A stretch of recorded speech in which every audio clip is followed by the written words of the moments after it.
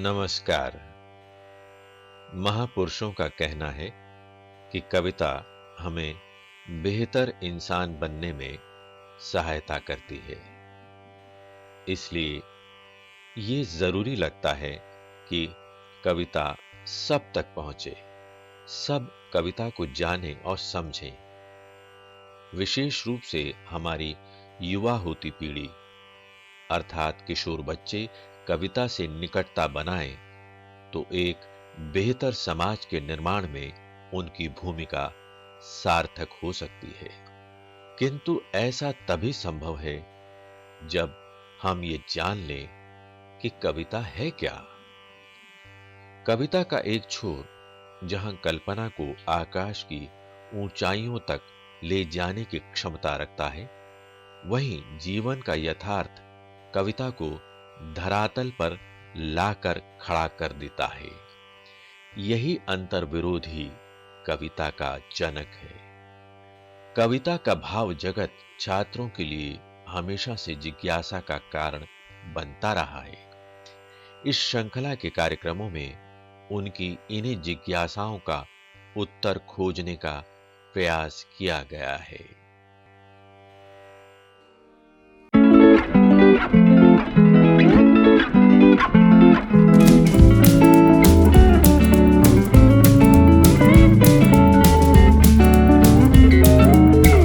नमस्कार। आज हम प्रस्तुत कर रहे हैं प्रगतिशील कवि नागार्जुन और उनकी कविताओं पर आधारित यह कार्यक्रम। नागार्जुन की दो कविताएं पाठ्यपुस्तक में संकलित हैं। एक का शीर्षक है यह दंतुरित मुस्कान और दूसरे का शीर्षक है फसल। नागार्जुन की ये कविताएं NCERT की कक्षा 10 की हिंदी की पाठ्यपुस्तक क्षितिज भाग 2 में संकलित हैं। इन कविताओं से जुड़े महत्वपूर्ण बिंदुओं पर प्रकाश डालेंगे डॉक्टर अजय तिवारी। डॉक्टर अजय तिवारी दिल्ली विश्वविद्यालय के हिंदी विभाग में लंबे अरसे से अध्ययन अध्यापन करते रहे हैं। भाषा, साहित्य और आलोचना के महत्वपूर्ण हस्ताक्षर हैं। उनसे बातचीत कर रहे हैं डॉक्टर हरिमोहन शर्मा। डॉक्टर शर्मा भी दिल्ली विश्वविद्यालय के हिंदी विभाग के पूर्व अध्यक्ष रहे हैं और भाषा साहित्य शिक्षण में उनका विशिष्ट योगदान है। आइए देखते हैं उनकी बातचीत। साथियों नमस्कार। आज हम प्रस्तुत कर रहे हैं कवि नागार्जुन, जो कि आधुनिक युग के प्रगतिशील रचनाकार हैं, और उनकी दो कविताएं यह दंतुरित मुस्कान और फसल पर आधारित यह कार्यक्रम। नागार्जुन हिंदी के जन कवियों में गिने जाते हैं।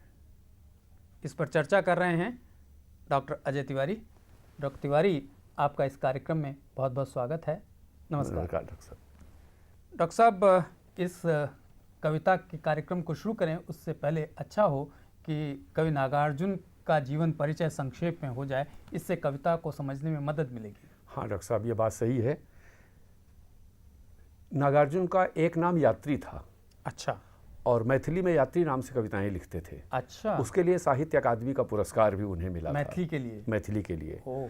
और यात्री थे तो पूरे देश की यात्रा करते थे और विदेशों की भी यात्रा उन्होंने की। अच्छा। बिल्कुल शुरू के दिनों में 1936 में ही वो लंका गए थे। हाँ। पाली सीखने। अच्छा। हाँ, बौद्ध धर्म के प्रति आकर्षित थे और पाली सीखने गए थे।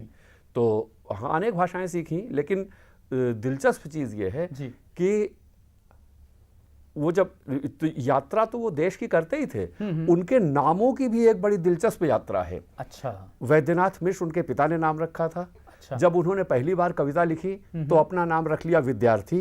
अच्छा। फिर उसके बाद हिंदी में कविता लिखी तो वैदेह नाम से। अच्छा। फिर मैथिली में वापस यात्री नाम से लिखी। फिर एक नाम उन्होंने कुछ दिन कहानियों को लिखने के लिए अकिंचन चलाया। अच्छा। और अंत में जब बौद्ध बन गए तो नागार्जुन नाम तय हुआ और अंत में इनके यही दो नाम रहे, मैथिली में यात्री, हिंदी में नागार्जुन। तो वो यात्री थे, उनके नाम भी यात्रा करते हुए इस तरह पहुंचे। और बौद्ध बनने की कथा भी बड़ी रोचक है जी। पाली पढ़ते थे, वहां नियम था बौद्ध मठ में कि जो बौद्ध होगा वो ऊंचे आसन पर बैठेगा। अच्छा। और जो बौद्ध नहीं होगा वो नीचे आसन पर बैठेगा। क्या बात। तो उनके शिष्य सब बौद्ध थे और ये गुरुजी थे, ये उनको संस्कृत पढ़ाते थे। अच्छा। तो क्योंकि पैसा था नहीं तो संस्कृत पढ़ाते थे, उससे जो मिलता था उसी में अपना खर्च चलाते थे और पाली पढ़ते थे। अच्छा। तो शिष्यों ने एक दिन कहा कि गुरुजी अच्छा नहीं लगता कि हम बैठे ऊंचे आसन पे, आप बैठे नीचे आसन पे। तो इन्होंने कहा कि चलो शिष्यों की बात मान लेते हैं और व्यावहारिक कारणों से बौद्ध बन गए। अच्छा। इस तरह इनकी यात्रा एक वैष्णव परिवार से बौद्ध तक हुई। लेकिन वहां से लौट के आए तो किसान आंदोलन में शामिल हुए और किसान आंदोलन के लिए अंग्रेजी शासन के समय जेल गए। और ये उन गिने चुने लेखकों में हैं जिन्होंने इसके लिए जेल यात्रा की। सबसे मजेदार बात यह है कि वो मैथिली, हिंदी, संस्कृत, बांग्ला 4 भाषाओं में कविता लिखते हैं और सभी में बहुत अच्छी कविता लिखते हैं। अच्छा। और नागार्जुन की सबसे अद्भुत चीज यह, आपने कहा कि वो आधुनिक जन कवि हैं जी। तो जन कवि का दर्जा हर कवि को नहीं मिलता। जन कवि के लिए 2 शर्तें आवश्यक हैं जी। पहली ये, उसकी कविता में, उसकी अभिव्यक्ति में सामान्य जनता की भावना, प्रतिक्रिया और मनोवृत्ति झलकनी चाहिए। और दूसरी, वो इस तरह झलकनी चाहिए कि जिसको जनता समझ ले, अपना ले और वो जनता के कंठ में बस सके। और नागार्जुन इस तरह के कवि हैं, उनकी कविताएं जनता के कंठ में बसी हैं। क्या बात डॉक्टर साहब, आपने बहुत अच्छा परिचय दिया। अब हम नागार्जुन जी की पहली कविता पढ़ लेते हैं। शीर्षक है यह दंतुरित मुस्कान। तुम्हारी यह दंतुरित मुस्कान मृतक में भी डाल देगी जान। डॉक्टर साहब, इस कविता का पाठ सुना, अब इस कविता की कुछ व्याख्या हो जाए। हाँ डॉक्टर साहब, तुम्हारी यह दंतुरित मुस्कान। जी। सबसे पहले दंतुरित मुस्कान शब्द का अर्थ स्पष्ट हो। दंतुरित, जिस बच्चे के दांत निकलना शुरू होते हैं छोटे छोटे, और वो अगर मुस्कुराता है तो कैसा अनुपम दृश्य होता है। एक छोटा बच्चा है, उससे कवि कह रहा है तुम्हारी यह दंतुरित मुस्कान मृतक में भी डाल देगी जान। क्या बात। तो वो जो माने सजीव, माने ऐसा आदमी जो मनहूस है, वैसा है, दुखी है, उसको भी वो सजीव कर देगी, उसमें भी जान पैदा कर देगी। ऐसी सम्मोहक मुस्कुराहट बच्चे की है। शिशु के सौंदर्य का कैसा अद्भुत वर्णन है, सौंदर्य के प्रभाव का। जी बिल्कुल। धूल धूसर तुम्हारे ये गात, तो उस बच्चे का जो शरीर धूल से लिपटा हुआ है। धूल में खेलते हैं बच्चे, धूल में खेलते हैं बच्चे। तो ये संभ्रांत घर का बच्चा नहीं है, ये किसान घर का, साधारण घर का बच्चा है, गांव का बच्चा है। तो धूल से लिपटा हुआ है।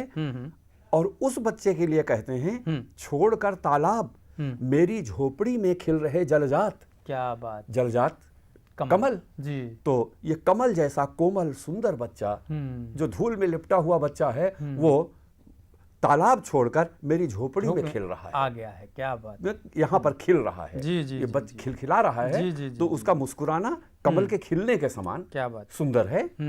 परस पाकर तुम्हारा ही प्राण पिघल कर जल बन गया होगा कठिन पाषाण। वाह। हे प्राण, उसको अपनी वो जान देता है ना, जान डाल देता है, तो इसलिए वो प्राण जैसा लगता है कि हे प्राण, तुम्हारा स्पर्श पाने से, तुम्हें छू कर, तुम छू लेते हो तो जो कठिन पाषाण है, कठोर पत्थर है। किसे कहा गया कठोर पाषाण? अभी बताता हूँ, पहले अर्थ कर लें। कठिन पाषाण है, जो कठोर पत्थर है, वो भी पिघल के पानी बन जाता है।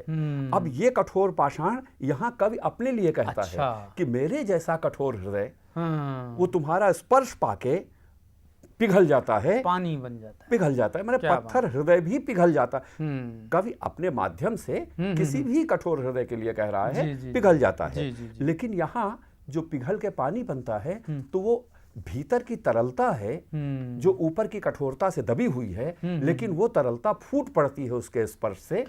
ये भाव दिखाई पड़ता है और वो कवि ही है, ये आगे की पंक्तियों में स्पष्ट हो जाता है। छू गया तुमसे कि झरने लग पड़े शेफालिका के फूल। तो छूने से पत्थर हृदय पानी बन जाता है, पिघल जाता है। और फूल बांस था कि बबूल। ये किसके लिए तो कहा गया? ये भी अपने लिए कहा गया है। अच्छा। कि मैं बांस था या बबूल था, दोनों फूल नहीं होते ना, बांस में भी और बबूल में भी। जी जी जी जी। तो बांस और बबूल जैसा मैं ठूंठ, निरर्थक, मेरे भीतर भी शेफालिका के यानी हरसिंगार के फूल लग गए, उस झरने लगे उसे देख हाँ, क्या हरसिंगार के फूल हर के टपकते हैं, अद्भुत सुंदर होते हैं। जी, जी, जी। तो तुमको छूने से, तुमको छू लेने से शेफालिका झरने लगती है। शेफालिका यानी हरसिंगार। अच्छा, वो सुंदर सफेद जी, जी, सुगंध जी, वाला जी, फूल बहुत है, रात सुंदर में होते रोज हैं फूल। टपकता है। जी, जी। तो और किससे टपकता है ये फूल? बांस था कि बबूल? अच्छा, जिसको छुआ तुमने वो बांस था या बबूल था? अच्छा, तो ये किसके लिए कह रहे हैं? ये अपने लिए। अच्छा, क्योंकि वो परस तो बच्चे का है ना, क्योंकि हाँ। आगे अभी तुरंत आ जाएगा जी, अपने लिए जी, वो। जी, जी, जी। तो मेरे जैसा कठोर हृदय हाँ। पिघल जाता है, हाँ। मेरे जैसा ठूंठ या निरर्थक उसके भीतर का भी ये जो सुगंध सौंदर्य है प्रकट हो जाता है शेफालिका। और ये शेफालिका झरना एक तरह की हंसी खिलखिलाहट है। अच्छा। तो वो प्रसन्न मन का द्योतक है। हाँ। जैसे वो मन की कोमलता का द्योतक है, ये प्रसन्नता का द्योतक है। अच्छा, फूल। जी। तुम मुझे पाए नहीं पहचान, देखते ही रहोगे अनिमेष, थक गए हो, आंख लूं मैं फेर। अच्छा, तो तुम मुझे पाए नहीं पहचान, यहां स्पष्ट हो गया ना कि बांस बबूल पत्थर हृदय किसके लिए है? तो ये बच्चा जो है, उस बच्चे से कवि यानी जो मैं है कविता का वाचक कहते हैं, जिसके लिए इस कविता में जो आदमी बोलता है मैं नाम से, उसको वाचक कहा जाता है। अच्छा। तो वो वाचक कह रहा है कि तुम मुझे पहचान नहीं पाए ना। अब उस बच्चे से कोई संबंध है, जो संबंध प्रकट नहीं हो रहा है अभी तक, वो आगे प्रकट होता है। फिर कहते हैं कि पहचान नहीं पाया और ऐसे ही टकटकी बांध के देखते रहोगे एक टक।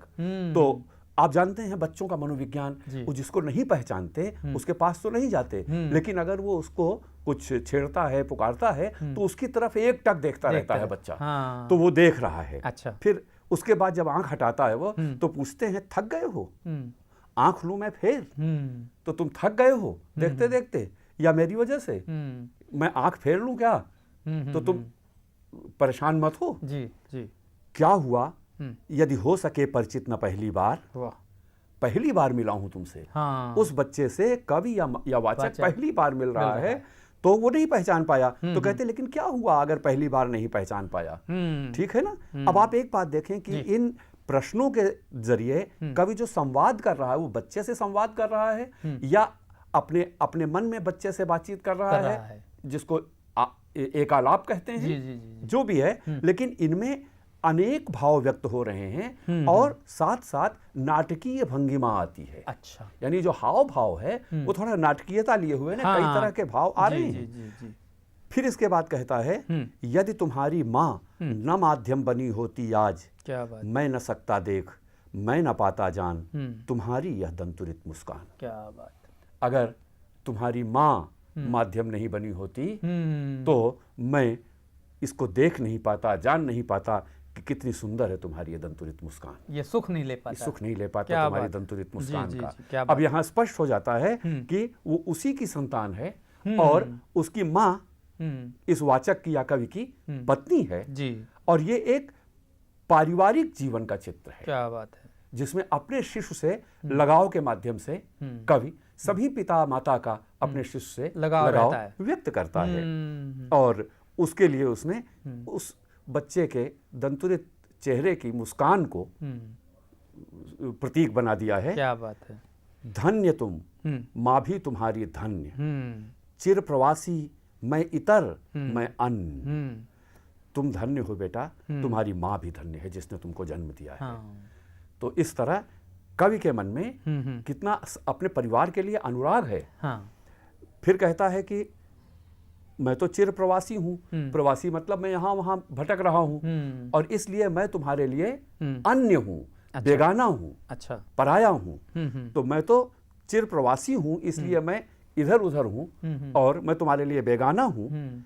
इस अतिथि से प्रिय तुम्हारा क्या रहा संपर्क। ये अतिथि किसे कहा? अपने ही को। क्योंकि जो था ही नहीं, इतने दिन अचानक आया है। तो वो बच्चे के लिए तो अतिथि है ना, क्योंकि पहली बार देख रहा है। तो इसलिए जो बच्चे को पहली बार देख रहा है तो वो अतिथि हुआ। तो वो कहते हैं कि तुम्हारा मुझसे क्या संपर्क रहा, इस अतिथि से प्रिय तुम्हारा क्या रहा संपर्क। उंगलियां माँ की कराती रही हैं मधुपर्क। मधुपर्क का शाब्दिक अर्थ होता है वो जिसको पंचामृत कहते हैं, शहद, घी, दूध वगैरह मिला के बनाते हैं ना, जो वो जो देवताओं को पूजा के समय चढ़ाते हैं, लेकिन यहाँ पर माँ के द्वारा दिया गया स्नेह और पोषण है। तो उसमें दोनों अर्थ हैं जी। पोषण भी है, स्नेह भी है। वो मधुपर्क, क्योंकि माँ बड़े प्यार से बच्चे को खिलाती पिलाती है, प्यार से सहलाती है। तो ये जो है दुलार और ये मधुपर्क है। तो माँ की उंगलियां ही तो तुमको मधुपर्क कराती रही हैं जी। मैं तो तुम्हारे पास ही नहीं था। देखते तुम इधर कनखी मार और होती जबकि आंखें चार। क्या बात। तब तुम्हारी दंतुरित मुस्कान मुझे लगती बड़ी ही छविमान। अब आप यहाँ देखें कि पहले जो बच्चा कुछ देर अनिमेष देख रहा था और फिर उसने आंख फेर ली थी, जिसको कहा थक गए तुम, यहाँ अब वो कनखियों से देख रहा है। धीरे धीरे परिचय बढ़ रहा है। बच्चों का मनोविज्ञान कितने सूक्ष्मता से कवि ने पकड़ा है, ये देखने की चीज है। तो वो कनखी मार कर देख रहा है और जब आंखें चार हो जाती हैं तो वो थोड़ा सा फिर मुस्कुरा देता है और यहाँ परिचय स्थापित हो गया है। और तब वो बच्चे की हंसी और अधिक सुंदर और अधिक छविमान लगती है। क्या बात। ये कविता देखिए वात्सल्य वर्णन की है, लेकिन ये अलग तरह का वात्सल्य वर्णन है। जी। और इसकी भिन्नता ये है कि पहले जो वात्सल्य वर्णन था उसमें कवि तटस्थ होकर वर्णन करता था, जैसे राधा कृष्ण, कृष्ण और यशोदा का वर्णन है वगैरह। यहाँ पर कवि तटस्थ नहीं है, वो वात्सल्य के प्रति वो अपने वात्सल्य का वर्णन कर रहा है। तो एक नयापन है जिसमें आधुनिक कवि अपने अनुभव को कविता का महत्वपूर्ण विषय बनाता है। डॉक्टर साहब बहुत सुंदर व्याख्या आपने की। अब हम नागार्जुन की दूसरी कविता फसल पढ़ लेते हैं। जी एक के नहीं, दो के नहीं, ढेर सारी नदियों के पानी का जादू। अब इस कविता की व्याख्या अगर हो जाए तो बहुत अच्छा रहेगा डॉक्टर साहब। ये कविता दो अंशों में है जी। पहले अंश में 3 चीजों का उल्लेख किया गया है। नदियों के पानी का जादू, हाथों के स्पर्श की गरिमा जी, और मिट्टी का गुणधर्म, खेतों की मिट्टी का गुणधर्म। 3 चीजों का किया गया है। अच्छा। इसमें पहला तो नदियां जल जी, और कितनी नदियों का पानी फसल में शामिल होता है कोई जानता नहीं। जी। और वो कई रूपों में शामिल होता है, हर वर्ष भी बरसता है और नहरों से भी आता है, सीधे भी आता है, इत्यादि इत्यादि। ये जल जीवन है। अच्छा। तो ये नदियों का पानी जीवन है। कोटि कोटि हाथों का स्पर्श, ये हाथ जो काम करते हैं उसमें ये श्रम है। अच्छा। और वो करोड़ों हाथ हैं, ये उनके स्पर्श की गरिमा की बात कर रहे हैं। बिल्कुल। तो स्पर्श की गरिमा का मतलब हुआ श्रम की गरिमा। अच्छा। तो श्रम की गरिमा किस बात में है?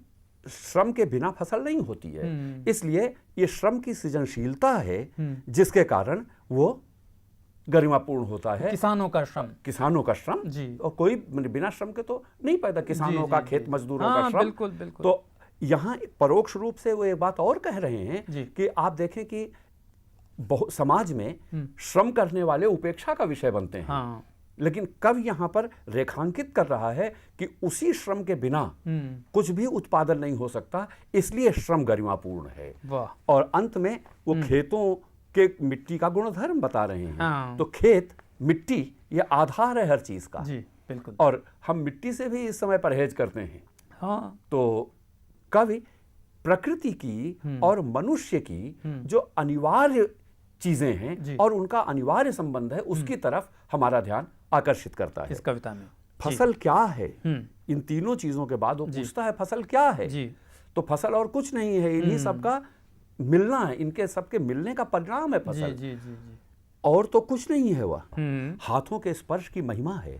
भूरी काली संदली मिट्टी का गुणधर्म है। अच्छा। रूपांतर है सूरज की किरणों का। अच्छा। सिमटा हुआ संकोच है हवा की थिरकन का। ये रूपांतर है सूरज की किरणों का। इसमें केवल इतना नहीं है, आप देखें कि इसमें बहुत महत्वपूर्ण चीज यह है कि जल, स्पर्श, मिट्टी, सूरज, हवा, यानी शब्द, स्पर्श, रूप, रस, गंध, ये जो 5 प्रकृति के तत्व हैं, इन सब का संयोग, ये सब मिलते हैं और जब इनसे मनुष्य के हाथों का संपर्क होता है तब फसल पैदा होती है। तो फसल प्रकृति की संपूर्ण प्रकृति की रचना शक्ति का, उसकी जीवनदायी शक्ति का परिणाम है। किसान के परिश्रम का परिणाम है। हाँ, किसान का परिश्रम बिल्कुल है, लेकिन किसान का परिश्रम तब जब ये सारे तत्व मिलते हैं। अच्छा। भाई बिना सूरज के, बिना हवा के, बिना पानी के, जी। बिना स्पर्श के वो नहीं पैदा होती है। अच्छा। तो ये सारे प्रकृति के तत्व हैं, उसमें मनुष्य का श्रम जुड़ता है, तब फसल पैदा होती है। वाह, डॉक्टर साहब। ये चीज है। जी, जी। इसीलिए आप देखें कि ये जो उसका जीवनदायी पक्ष है, हाँ।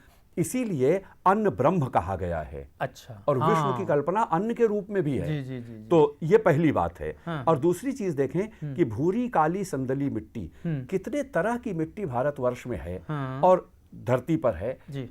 ये भी एक वैभव है। हाँ, हाँ। और संदली का अर्थ होता है चंदन जैसी। अच्छा। उनको अपने गांव की धूल चंदन वर्णी लगती है, चंदन के रंग की लगती है। हाँ। तो वो मिट्टी का सौंदर्य ये कवि देखता है। मिट्टी केवल मिट्टी नहीं है, उपयोगी नहीं, सुंदर भी है। क्या बात है। और सूरज की किरणों का रूपांतर, तो बिना सूरज की किरणों के न तो वाष्प से बादल बनेंगे, बिल्कुल। न उसमें ऊष्मा आएगी धरती में जी, जी। कि वो फसल को न बीज पैदा बड़ा होगा। करे, न बीज अंकुरित होगा बिल्कुल। और फसल पैदा होगी। क्या बात। इसलिए इन चीजों का रूपांतरण है।